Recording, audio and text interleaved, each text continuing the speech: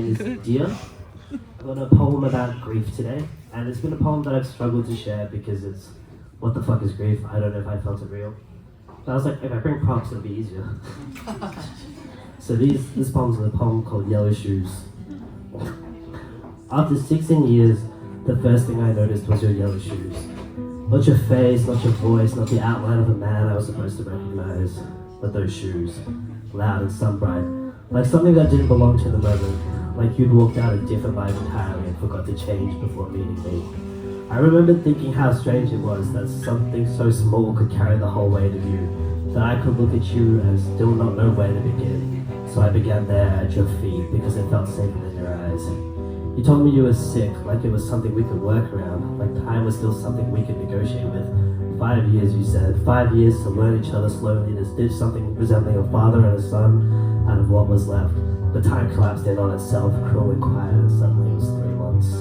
3 months of trying to unlearn the absence that raised me, 3 months of not knowing how to let you in, without feeling like I was betraying the version of myself that survived without you.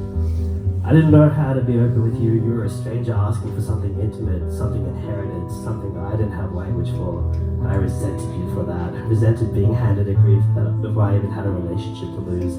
It felt unfair, like being asked to mourn a house I never lived in. And still, underneath that, something softly kept pulling. Some quiet, stubborn part of me wondering if I should have tried harder, called more, showed up in ways I didn't know how to show. You had a son already, my brother, a whole life that existed without me, moving forward while mine stood still in that first meeting. I didn't know where to place myself in that picture, whether I was something added too late or something that had always been missing. And I think I hated that too, in a quiet way. Not him, but the proof of time, the evidence that you could be a father somewhere else. I question if my grief is real. I keep turning it over, trying to find its edges. The absence never made my heart grow fonder, it just made it quieter, more self-contained. So when you died, it wasn't this overwhelming collapse, no cinematic breaking, just a slow, creeping guilt. Guilt for not being the son to the dad you never were, guilt for not answering every call, for the small, stupid excuses. Sorry I couldn't call, my phone was on 3%. As if that was the truth, as if the truth wasn't that I didn't know what to say, didn't know how to hold something that fragile without dropping it.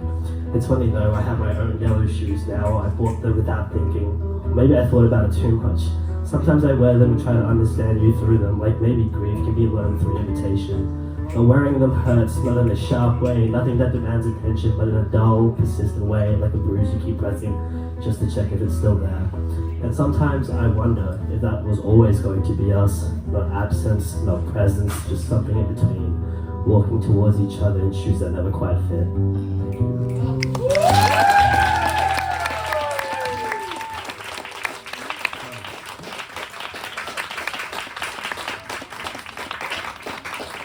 This next poem is extremely different. It's about being more distractible.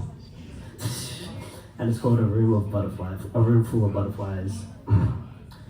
The room hums blue with paper-winged lullabies, 1,000 little lanterns with kaleidoscope eyes. They kiss on my collarbones, slip under my skin. Each time I swat one away, 3 more flutter in. One says, look there, where the wallpaper peels. Another drags my gaze to the fan spinning wheels. One lands on a sentence I forgot how to read. Another drinks the marrow from intention and need. I wander half dreamt through the furniture fog, led astray by the glitter on the back of a moth. My head's meant for building, become nets in this air, coming beautiful nothings that dissolve when they're there. And the butterflies love me, oh terribly so. They follow me wherever I go, to the edge of the cliff with its salt chalk bite, where my feet lean forward in a fever of flight. The rocks grin below like the teeth of a comb. The wind says jump in the voice of my home. And just as the dark starts devouring the sky, I catch myself barely, a last second flyby. Still I wonder while the room sheds its dust, if this ache to keep moving is instinct or rust. Am I soft-bodied, leaf-chilling cocooned, or split from the silk by a strange silver moon?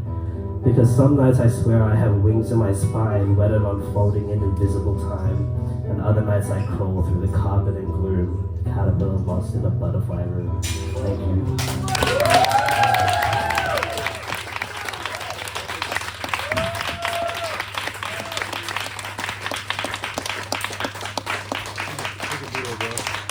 Give